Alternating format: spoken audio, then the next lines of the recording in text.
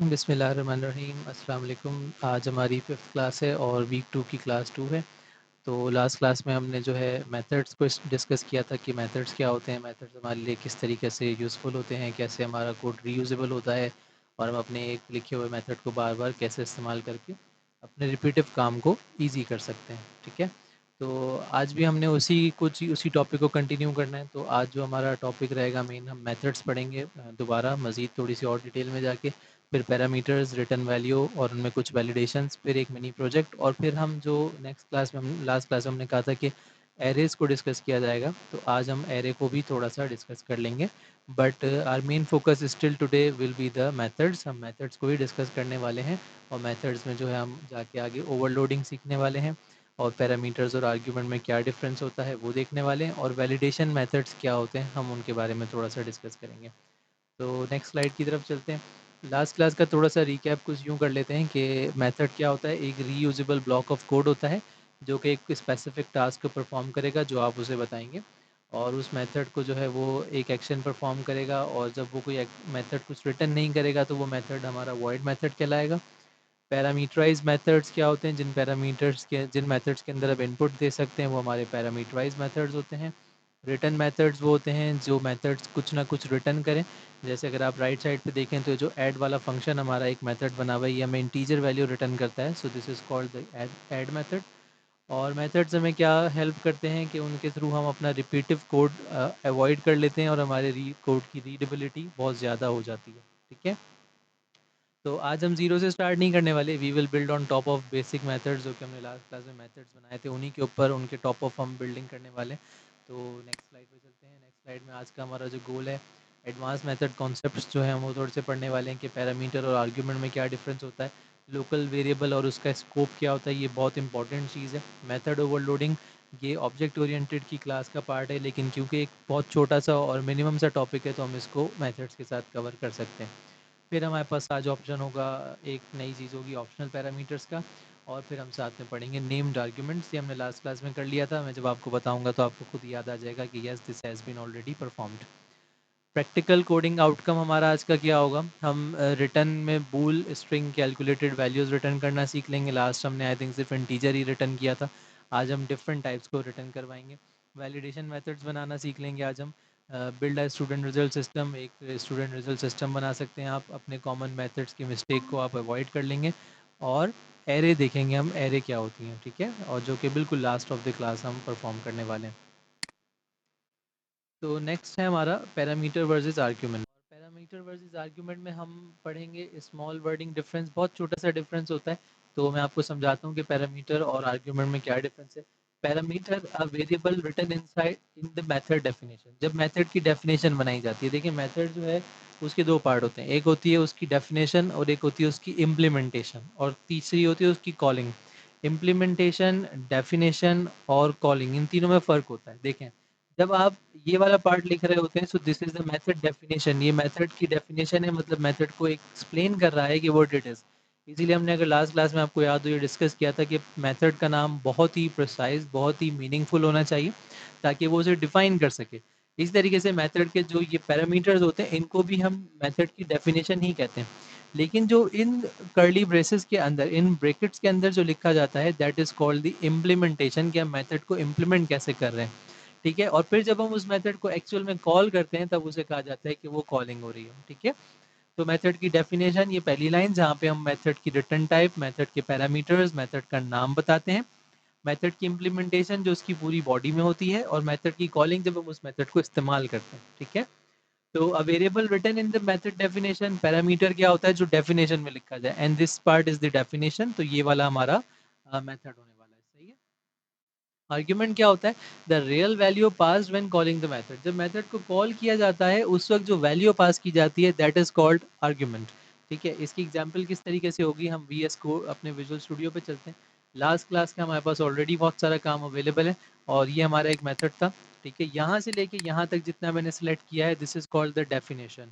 उसका access modifier, उसकी return type, अगर जैसे आप अभी क्योंकि दोबारा मैं थोड़ा डिटेल में बताऊं, so this is called access modifier, this is called return type, this is called method name, and these are called method parameters. ठीक है, तो ये पूरा का पूरा यहाँ से जो फर्स्ट लाइन है, this is all the definition of the method.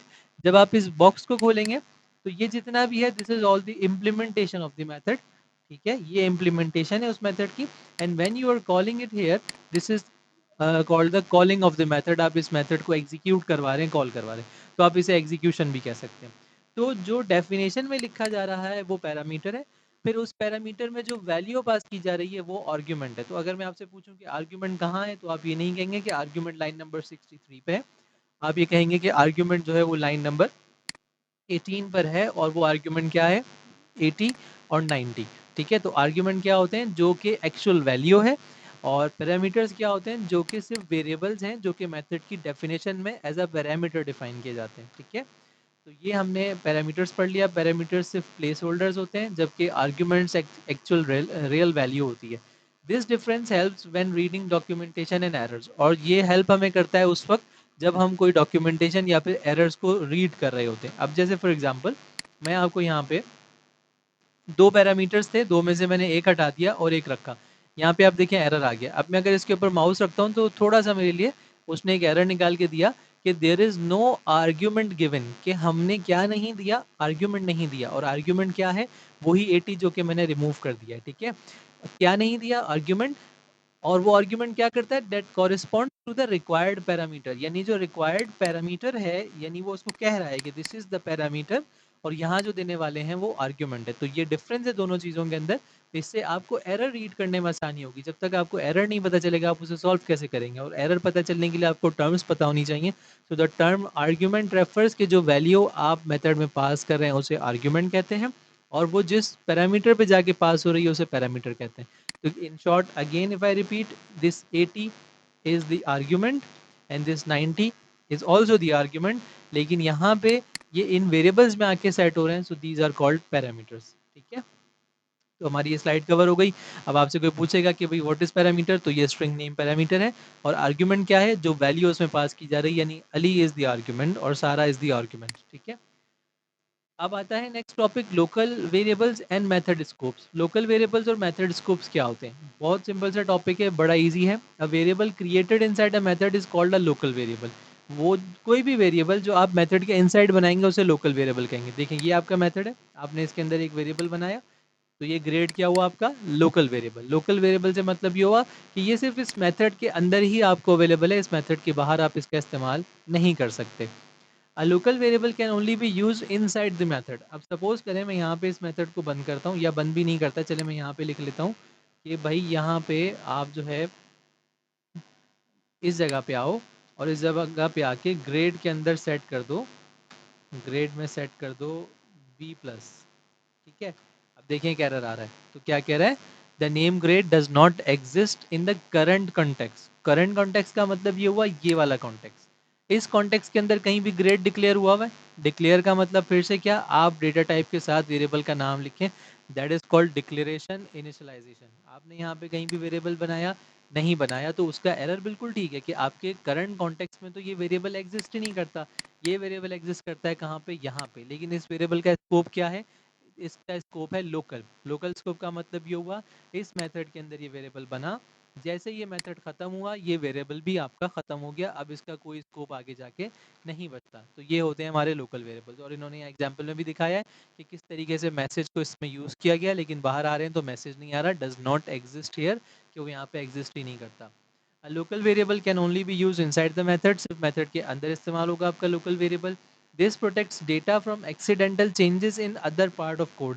अब इससे क्या होगा, अगर मैं गलती से यहाँ पे सपोज करें मेरे मेथड के हिसाब से भाई मेरा ग्रेड बनता था A+, और बाय मिस्टेक मैंने सेट कर दिया B+, तो वो B+ मैंने सेट तो कर दिया, लेकिन क्योंकि मैंने मिस्टेक की, तो उससे क्या हुआ, एक इसकी प्रोग्रामिंग फंडामेंटल्स ने, इन लोकल स्कोप के फंडामेंटल्स ने मुझे इस बात से रिस्ट्रिक्ट कर दिया कि आप इसमें तो कुछ सेट ही नहीं कर सकते। क्यों, क्योंकि ये चीज़ तो सिर्फ और सिर्फ सेट हो सकती है इसके अंदर।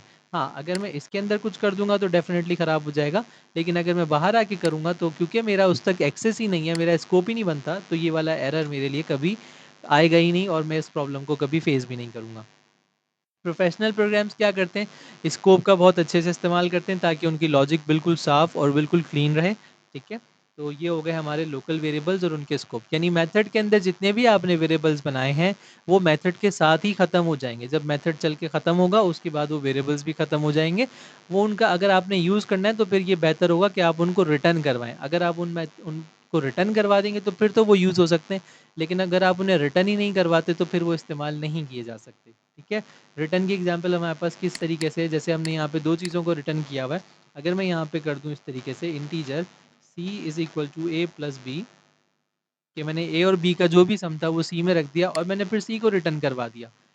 ठीक है, तो अब मैं अपने वेरिएबल को रिटर्न करवा रहा हूँ, लेकिन इसका स्कोप यहाँ पे खत्म हो रहा है। इस c का स्कोप अभी भी इस मेथड के अंदर खत्म हो जाएगा, लेकिन होगा क्या, जो c की वैल्यू है एटलीस्ट वो रिटर्न हो जाएगी। तो ये तो बिल्कुल क्लियर है कि आप रिटर्न करें या ना करें, जो आपके वेरिएबल्स हैं लोकल वेरिएबल्स, उनका स्कोप आपके उस मेथड के अंदर ही खत्म होने वाला है, वो आगे तक रहने वाला नहीं है। ठीक है, अब आ जाते हैं हम मेथड ओवरलोडिंग्स की तरफ। मेथड ओवरलोडिंग क्या होती है? Method overloading means creating multiple method with the same name. Same name के साथ जब हम मल्टीपल मेथड बनाते हैं तो उसे मेथड ओवरलोडिंग कहा जाता है। अब अगर सपोज मैं एक और मेथड बना दूं एडिशन का, तो ये तो मुझे एरर दे रहा है कि भाई ये आप क्या कर रहे हैं, क्योंकि एक ऑलरेडी डिफाइन किया हुआ है आपने मेंबर। ठीक है, देखें डिफाइन का मतलब again this is called definition, कि आपने एडिशन के नाम से एक मेथड ऑलरेडी डिफाइन किया हुआ है विद द सेम पैरामीटर्स, लेकिन एक अगला पार्ट भी कह रहा है सेम पैरामीटर्स। तो ओवरलोडिंग का सबसे पहला रूल ये है कि आपके मेथड का नाम ठीक है सेम होगा, लेकिन उसकी रिटर्न टाइप या फिर उसकी जो पैरामीटर्स की टाइप है, बल्कि सिर्फ पैरामीटर्स की टाइप, वो डिफरेंट होनी चाहिए। कैसे? सपोज अगर मुझे 3 वैल्यूज को सम करवाना है तो मैं क्या करूँगा, यहाँ पे तीसरा भी एक और पैरामीटर ले लूँगा और फिर यहाँ से इसको चेंज करके सिंपल मैं कुछ इस तरीके से कर दूंगा कि return a plus B plus C. अब देखो ये मुझे कोई एरर नहीं दे रहा, क्यों? क्योंकि अब दोनों मेथड्स की डेफिनेशन डिफरेंट हो गई। इसकी डेफिनेशन 2 पैरामीटर्स के साथ है, इसकी डेफिनेशन 3 पैरामीटर्स के साथ है, और इसी डिफरेंट बनाने को ओवरलोडिंग कहा जाता है। तो ओवरलोडिंग का क्या मतलब होता है? एक मेथड बनाया जिसके अंदर कुछ पैरामीटर्स थे, सेम नाम का एक और मेथड बनाया। अच्छा, ये ज़रूरी नहीं है कि वो अंदर काम भी सेम करें, वो काम डिफरेंट भी कर सकते हैं। मकसद क्या है, इफ अगर आपके मेथड का नाम सेम है और उसके पैरामीटर भी सेम है तो फिर वो आपको एरर देगा। लेकिन अगर आपके मेथड का नाम सेम है लेकिन पैरामीटर्स में थोड़ा सा भी डिफरेंस है तो फिर वो अलाउ करेगा, क्योंकि अब वो एक डिफरेंट डेफिनेशन हो गई है। तो इन शॉर्ट सेम डेफिनेशन वाली चीज़ आपको अलाउ नहीं की जाएगी। अच्छा, अब अगर आप कहते हो कि भाई मैं सेम डेफिनेशन रखता हूँ लेकिन मैं इस बी को सी बना देता हूँ, तो ऐसा पॉसिबल नहीं है, क्योंकि उसके लिए डेफिनेशन अभी भी सेम है। वो डेफिनेशन किस तरह से जज कर रहा है? आपके वेरिएबल के नेम से नहीं जज कर रहा, वो जज कर रहा है मेथड का नाम और उसके अंदर मौजूद पैरामीटर की टाइप्स। तो पैरामीटर की टाइप्स क्योंकि सेम है तो इस वजह से इट इज़ नॉट करेक्ट। ठीक है, आपको लाजमी तौर पे पैरामीटर्स में चेंज लाना पड़ेगा। सही है, जो कि इस तरीके से। अच्छा, अब सपोज हम ये इंसिस्ट करते हैं कि भाई नहीं, मुझे तो 2 पैरामीटर्स के साथ ही बनाना है, तो क्या किया जाए? तो फिर इन दैट केस आप क्या करेंगे, उस पैरामीटर की टाइप को चेंज कर देंगे इस तरीके से। अब वो आपको अलाउ करवा रहा है। ठीक है, अब वो आपको अलाउ कर रहा है कि भाई आपके, क्योंकि अब मेथड की डेफिनेशन अगेन चेंज हो गई।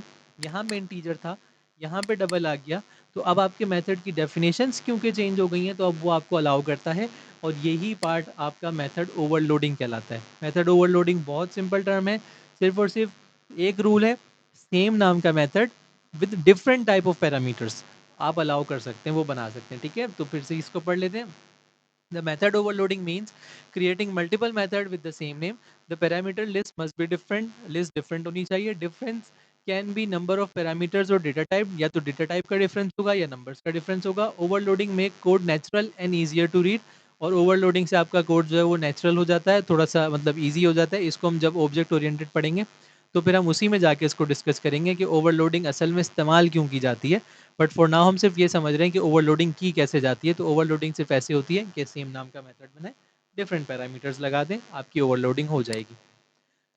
नेक्स्ट आता है प्रैक्टिकल ओवरलोडिंग। प्रैक्टिकल ओवरलोडिंग की एग्जांपल यहाँ पे दी है एक फी कैलकुलेशन के तौर पे।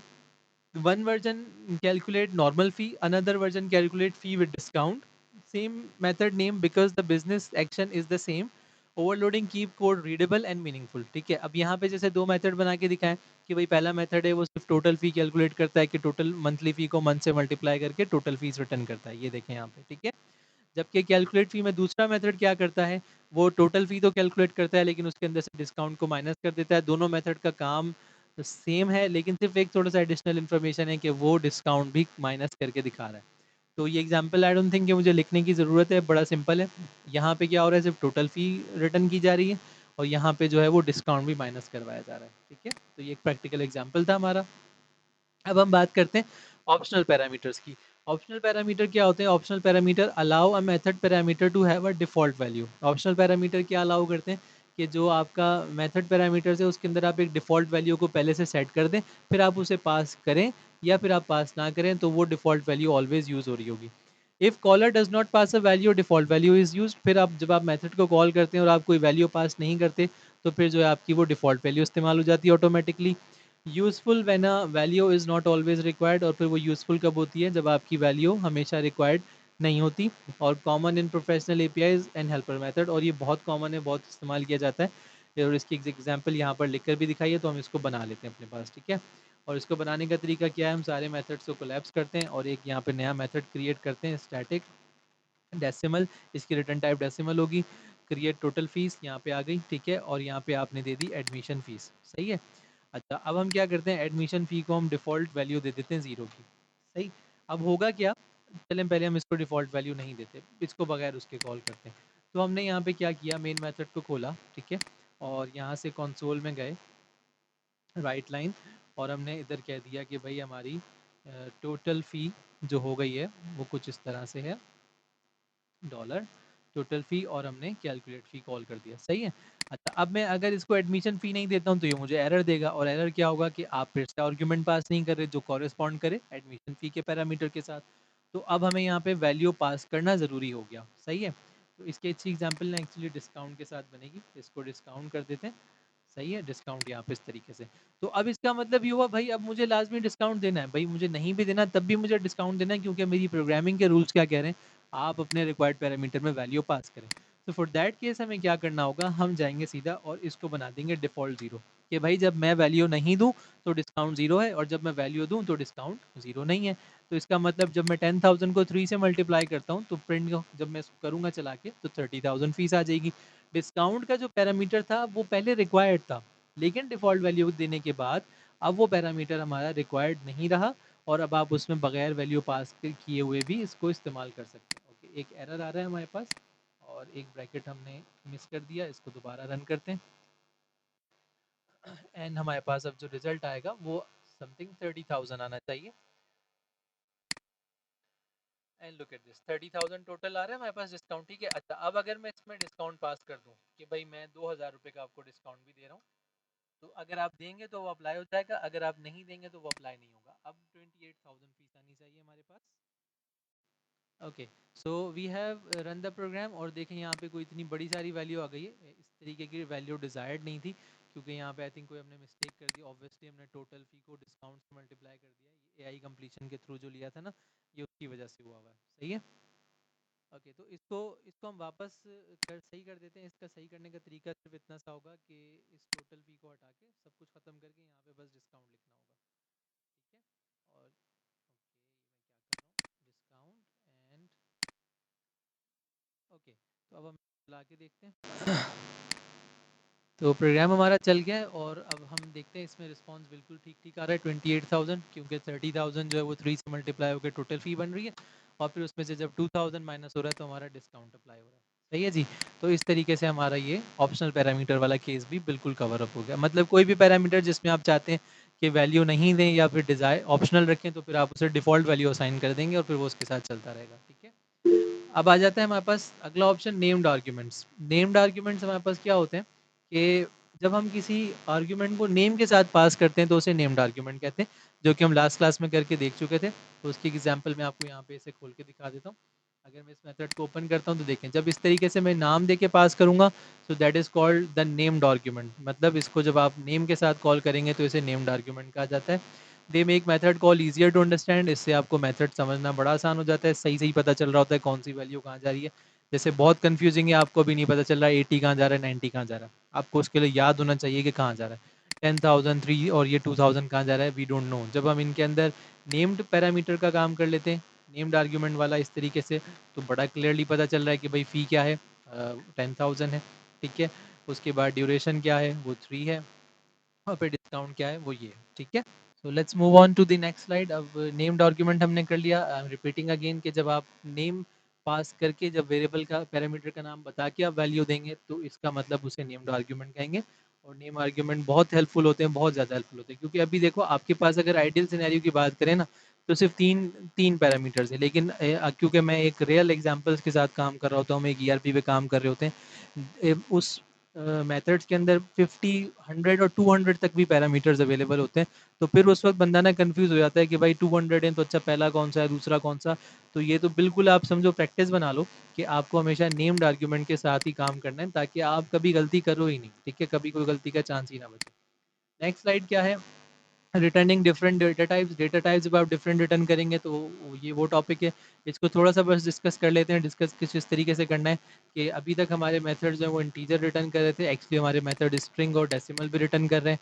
तो ये हमारे जो हैं डिफरेंट डेटा टाइप रिटर्न वाले मेथड हो गए।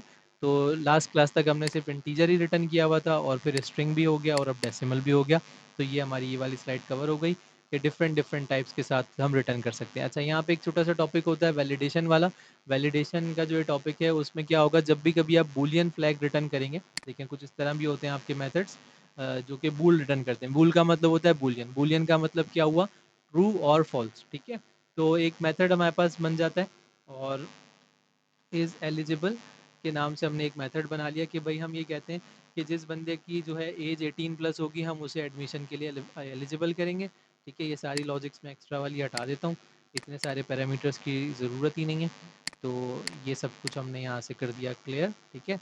और बड़ा सिंपल से हमने एक वैलिडेशन मेथड बना लिया कि अगर आपकी एज जो है वो क्या है, 18 से अबव है या 18 है तो फिर आप ट्रू हो जाएंगे, और फॉल अदरवाइज आप फॉल्स हो जाएंगे। इसका मतलब आप एलिजिबल हैं, आप एलिजिबल नहीं हैं। इस तरह के मेथड्स को वैलिडेशन मेथड्स कहा जाता है, ठीक है। ये वैलिडेशन मेथड्स का इस्तेमाल होते हैं जब भी आप कोई फंक्शनल प्रोग्राम बना रहे होते हैं, तो एक वैलिडेशन लगानी होती है कि भाई इस मेथड में सिर्फ वही बंदा आ सकता है जो कि सही वैल्यू पास कर रहा है, या जिसकी एज इतनी है एंड फला फला, जितनी भी आप लॉजिक्स लगाना चाहें वो फिर आप इसमें लगा सकते हैं, ठीक है। तो इस तरह के मेथड्स को वैलिडेशन मेथड कहा जाता है।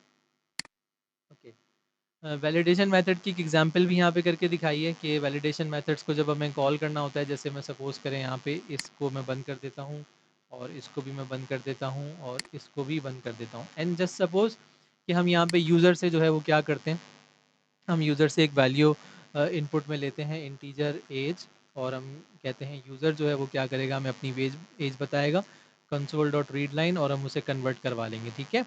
फिर हम एक यहाँ पे क्या करेंगे, हमारा जो मेथड है ये वाला इज़ एलिजिबल फॉर एडमिशन, हम इसको यहाँ पे कॉल करेंगे इस तरीके से, ठीक है। और इसमें क्या पास कर देंगे, एज। अब अगर इसका रिजल्ट ट्रू आएगा तो हम यहाँ प्रिंट करेंगे कंसोल डॉट राइट लाइन, और इसमें मैसेज आ जाएगा हमारा एलिजिबल फॉर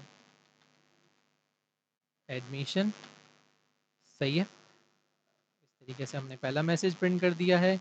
और फिर जब हम एल्स में जाएंगे तो फिर हम इसी मैसेज का रिवर्स कर देंगे, और वो मैसेज का रिवर्स क्या होगा, यहाँ पे हमने जस्ट एक नोट लगाना होगा जो कि ऑलरेडी इधर आ गया। जब मैं इसको चला के देखूंगा तो फॉर सपोज मैं एज यहाँ पे पास करता हूँ इस टाइम 15, तो ये मुझे कहता है ओके, इसमें कितने इनपुट ले लिया ऐसे इसने, ओके। आई थिंक हमने कोई गलती कर दी है, इसको दोबारा चला के देखते हैं, let's stop it. Read line में जो भी वैल्यू आई है, आई थिंक इस तरह करने की ज़रूरत नहीं है, ये सारा हटाएंगे और ये सब भी हटाएंगे, and that's it, let's make it simple. और फिर हमने एज पास की 15, देखें नॉट एलिजिबल फॉर एडमिशन, मैंने इसको दोबारा चलाया 21, तो मैसेज आया एलिजिबल फॉर एडमिशन, ठीक है। तो इस तरह के मेथड्स हमारे वैलिडेशन मेथड्स कहलाते हैं। ओके, तो validation method usually return bool, normally वो बूलियन रिटर्न करते हैं। Bool means the result is either true or false. Bool का मतलब क्या होता है, दो ही आंसर्स होंगे, ट्रू हो गया फॉल्स होगा। Validation methods are used in forms में इनका इस्तेमाल किया जाता है, लॉगिन स्क्रीन में इनका इस्तेमाल किया जाता है, एपीआईज में और बिजनेस रूल्स में इस्तेमाल होता है। Good validation method names often start with is और हैज़ और कैन और शुड। अच्छा, अब ये बड़ा इंपॉर्टेंट है कि वैलिडेशन मेथड्स हमेशा इस तरह स्टार्ट होते हैं, is eligible, has correct value, can pass this method, should run this program, इस तरीके के, यानी ठीक है क्वेश्चन फॉर्म के अंदर वो इस्तेमाल हो रहे हैं, क्योंकि इनका काम क्वेश्चन ही तो है। अगर आप इसको मीनिंगफुल वर्ड्स में देखें तो ये क्या कह रहे हैं, हम उर्दू में हम कह रहे हैं अगर एलिजिबल है एडमिशन के लिए इस एज के साथ, तो ये प्रिंट कर दो। ठीक है, तो हमारे मेथड्स के नाम जो हैं वो हमेशा क्वेश्चन फॉर्म के अंदर इज़ वगैरह के साथ होने चाहिए, और इनके साथ इज़, हैज़, कैन और शुड। ठीक है, इनके साथ जब हमारे नाम होंगे तो हमारे मेथड बड़े सिंपल और बहुत साफ साफ रहेंगे। पास और फेल की लॉजिक बनानी है, बिल्कुल इसी तरीके से बन सकती है। स्टूडेंट पास के लिए आपने क्या करना है, मार्क्स लेना है, मार्क्स को चेक करवा के बूलियन रिटर्न कर देना है। ठीक है, इसी तरीके से हमारा जो है वो गेट रिजल्ट वाला मेथड है, और हम यहाँ पे अपने काम को ऐसे करके कर सकते हैं। मतलब ये बहुत सिंपल एग्जांपल्स है, मैं आपको स्लाइड शेयर करूँगा तो ये सारी चीज़ें आपने फिर खुद ही परफॉर्म करनी है। ठीक है, ये मैं आप सारी चीज़ें आपको परफॉर्म नहीं करके दिखाऊंगा, because these are very quite simple things. ठीक है, ये इस पास का मेथड ही बनाना है और बस उसको उठा के चला देना है यहाँ पे। सही है। फिर ग्रेड कैलकुलेशन, ये हम ऑलरेडी 2 क्लासेस में डिस्कस कर चुके हैं, इसको भी करने की ज़रूरत नहीं है। मेथड को आप वैल्यू पास करेंगे और वो आपको इफ और एल्स की कंडीशन के साथ आंसर रिटर्न करेगी।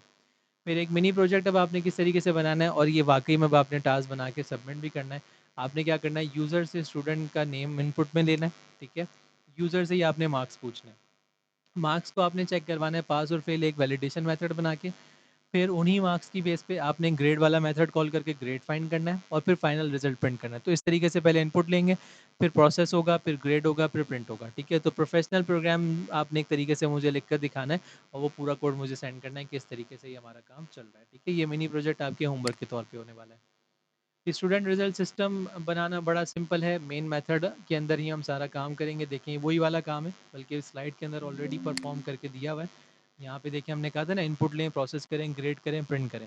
तो यहाँ देखिए, इनपुट लिया, उसके बाद ग्रेड निकाला, पास चेक किया, और उसके बाद रिजल्ट को प्रिंट कर दिया। तो एग्जाम्पल ऑलरेडी लिखी हुई है यहाँ पे। हाँ, इनकी जो इम्प्लीमेंटेशन है वो भी यहाँ पे लिखी हुई है ऑलरेडी। आप इन इम्प्लीमेंटेशन को देखते हुए अपना काम करेंगे और उनके रिजल्ट्स को प्रिंट करवाएंगे। ठीक है, तो ये तीनों स्लाइड्स हमारी जो हैं वो ऑलरेडी, एक होमवर्क जो था वो आपके पास ऑलरेडी बना हुआ है, बट आपने बस इसको परफॉर्म करना है। ठीक है जी।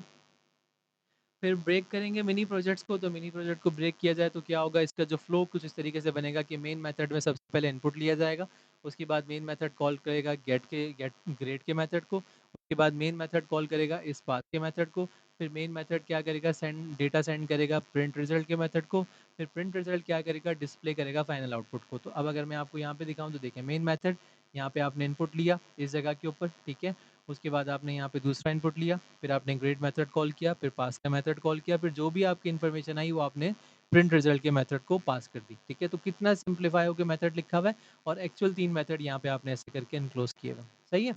फिर प्रोफेशनल थिंकिंग क्या है, each method has one cleaner responsibility. अब आप देखें कितना साफ साफ है। गेट ग्रेड का काम ग्रेड निकालना, इस पास का काम पास और फेल डिसाइड करना, प्रिंट रिजल्ट का काम रिजल्ट्स को प्रिंट करना। तो बिल्कुल प्रोफेशनल तरीके से काम होगा ये, कि आपका हर मेथड अपनी अपनी रिस्पॉन्सिबिलिटी को परफॉर्म करेगा। लॉजिक बिल्कुल क्लियर होगी, कोड को समझना आसान होगा। जब हमें पता चलेगा अच्छा ग्रेड ख़राब आ रहा है, तो ऑब्वियसली हम पास वाले मेथड में नहीं जाएंगे, हम डायरेक्ट ग्रेड वाले मेथड में जाएंगे और वहाँ पे करेक्शंस करेंगे।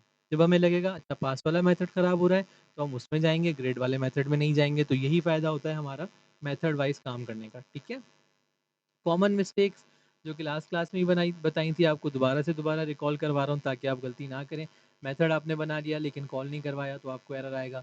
गलत पैरामीटर या गलत डेटा टाइप या गलत तरतीब में, गलत ऑर्डर में आपने पास कर दिया, ए की जगह बी भेज दिया, बी की जगह सी भेज दिया, तो आपको एरर्स मिलेंगे। रिटर्न टाइप जो है वो इंटीजर है, लेकिन आप रिटर्न कुछ और कर रहे हैं, या आप रिटर्न कुछ भी नहीं कर रहे, तो फिर भी आपको एरर मिलेगा। ज़्यादा लॉजिक लिखेंगे अपने एक मेथड के अंदर तो आपके मेथड कॉम्प्लेक्स हो जाएंगे। मेथड के नाम जब गंदे गंदे रखेंगे, मेथड 1 ABC, टेस्ट 1 टेस्ट 2, तो फिर ये कोई काम के मेथड नहीं होते। ये आप 2 दिन बाद भूल जाएंगे कि अच्छा मेथड 1 क्या कर रहा था, मेथड 2 क्या कर रहा था। ठीक है, सही। नेक्स्ट स्लाइड की तरफ अब चलते हैं। मेथड की बेस्ट प्रैक्टिस क्या है, use meaningful names, use pascal case for the methods. Method के नाम पास्कल केस होने चाहिए। Keep one method for one responsibility, कोशिश करें कि एक रिस्पॉन्सिबिलिटी एक मेथड को दी जाए। रिटर्न वैल्यूज़ को प्रेफर करें कैलकुलेशन वाली चीज़ों में। और use void methods for actions like printing and displaying. और जब आपके मेथड्स ने सिर्फ कुछ प्रिंट करना है, कुछ डिस्प्ले करना है, तो उसकी रिटर्न टाइप वॉइड होनी चाहिए। लेकिन जब आपके मेथड्स ने कुछ एक्शन परफॉर्म करके आपको बताना है, तो फिर उसकी रिटर्न टाइप होनी चाहिए। जैसे गेट ग्रेड, गेट ग्रेड का मतलब क्या है कि आप ग्रेड पता करना चाह रहे हैं, तो फिर उस मेथड की रिटर्न टाइप होनी चाहिए।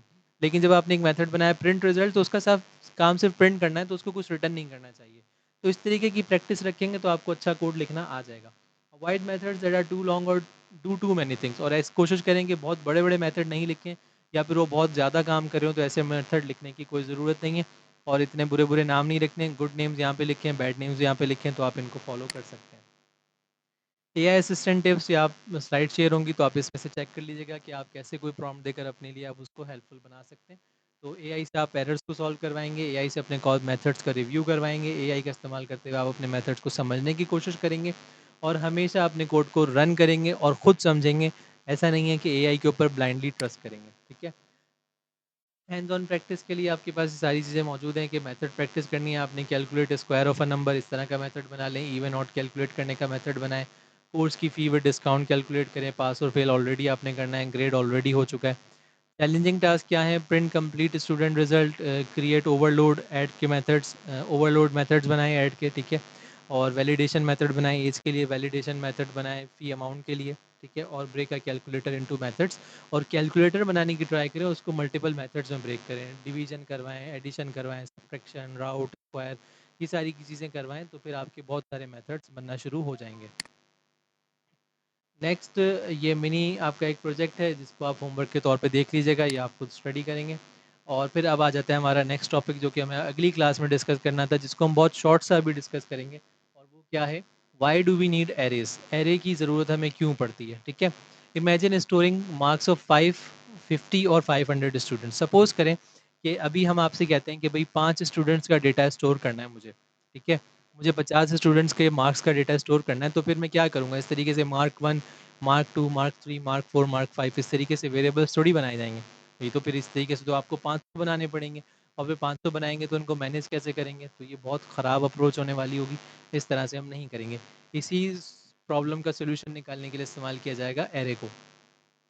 Creating a separate variable for every student is not practical. अब आप ये कहें कि अगर मेरी क्लास में 50 स्टूडेंट हैं तो मैं 50 स्टूडेंट के 50 वेरिएबल्स बनाऊँ, बहुत बेकार अप्रोच है, पॉसिबल ही नहीं है। आगे जाके काम खराब हो जाएगा और सारा डेटा मिक्सअप होना शुरू हो जाएगा। Without array code becomes difficult to manage. अगर आप एरे के बगैर ये काम करेंगे तो भाई बहुत मुश्किल होने वाला है। Array help store multiple values under one variable. अभी तक हम एक वेरिएबल में एक वैल्यू स्टोर कर रहे थे, यानी कि अगर आप देखें, ए के अंदर आता था 10, बी के अंदर आता था 20। अब ये जो 10 और 20 है, ये हम दोनों चीज़ें एक ही वेरिएबल में स्टोर कर सकते हैं, और उसका काम हम कर सकेंगे एरे का इस्तेमाल करके, ठीक है। What is an array? Array store multiple values of the same data type. Same data type की वैल्यूज़ स्टोर करती है। ये सबसे पहला रूल है एरे का, कि एरे के अंदर सेम डेटा टाइप का डेटा आना चाहिए। अगर आप यहाँ पे इंटीजर डाल रहे हैं तो आप इसमें स्ट्रिंग नहीं डालेंगे, आप इसके अंदर बूलियन नहीं डालेंगे, आप इसके अंदर दूसरी चीज़ें नहीं डालेंगे। ये एरे होती है, एरे के अंदर सेम डेटा टाइप का डेटा आएगा। All values are stored under one variable name. सारी वैल्यूज़ एक ही वेरिएबल के अंदर स्टोर होंगी।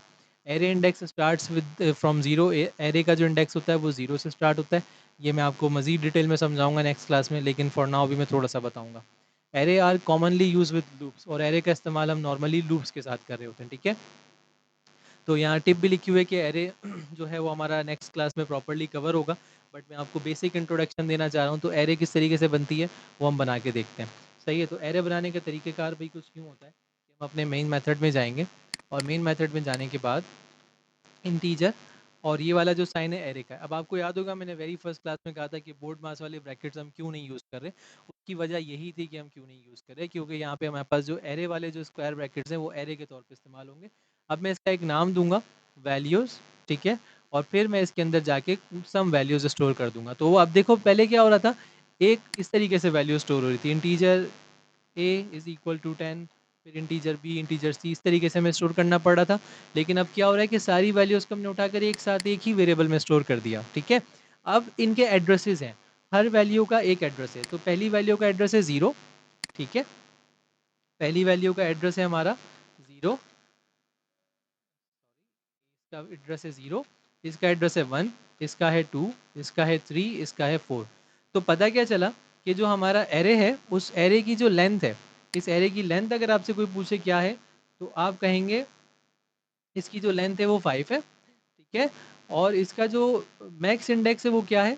मैक्स इंडेक्स इसका 4 है, ठीक है। हमेशा याद रखिएगा एरे आप जितनी लिखेंगे उतनी नहीं, उतने उससे एक कम हमेशा होगा वो, ठीक है। क्योंकि जो पहली वाली वैल्यू है वो एड्रेस 1 से स्टार्ट नहीं होती, वो एड्रेस 0 से स्टार्ट होती है। अब अगर आप मुझे कहते हैं मुझे 10 प्रिंट करना है, तो 10 कैसे प्रिंट होगा? कॉन्सोल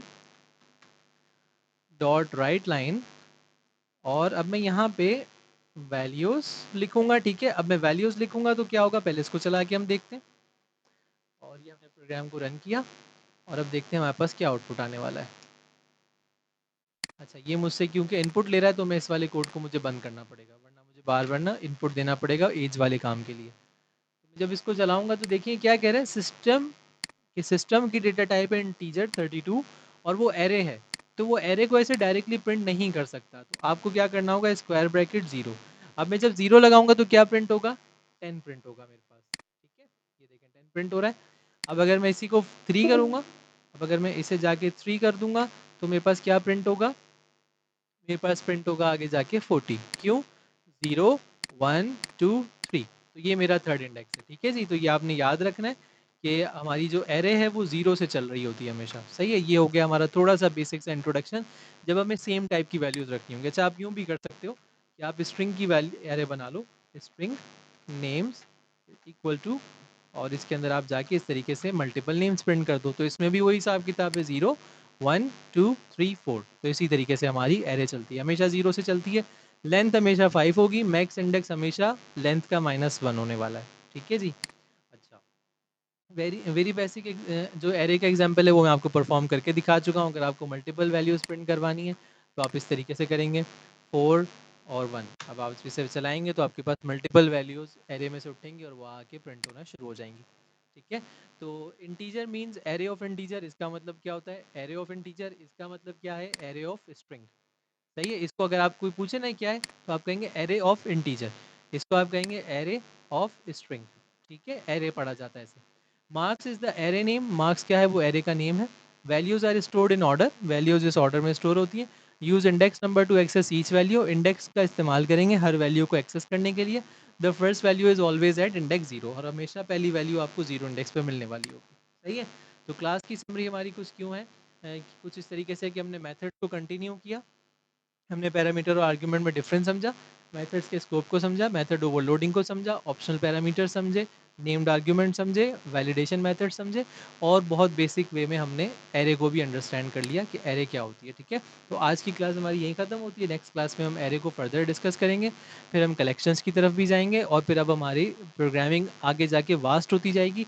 जो भी आपको लग रहा था बिल्कुल फीका फीका और बोरिंग सा चल रहा था कि बिल्कुल ब्लैक स्क्रीन चल रही है, तो ब्लैक स्क्रीन हमारी अभी भी चलेगी, लेकिन अब आगे जाकर ऑर्गेनाइज तरीके से हमारा सारा कोड हो रहा होगा।